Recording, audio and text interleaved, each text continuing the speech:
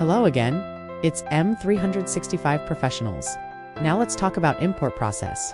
This is where we have our customers who want to bring their legacy PST files or OneDrive or SharePoint sites into Office 365.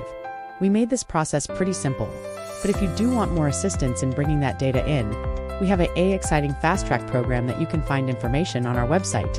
But I'm gonna show you today how easy it is to bring one of your email PSTs into the Office 365 service.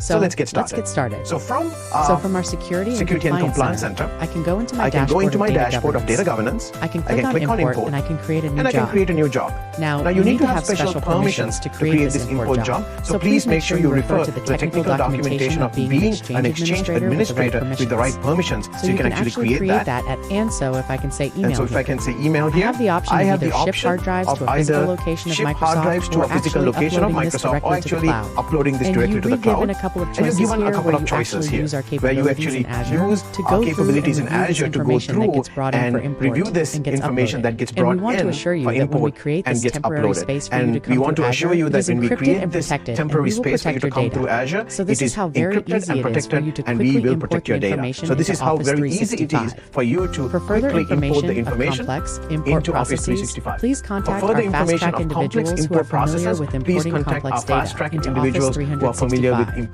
Thank you. What I just showed you was our smart import process, which is part of our advanced data governance capabilities.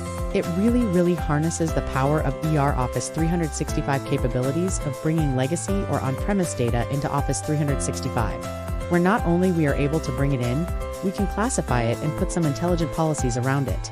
Thanks for watching.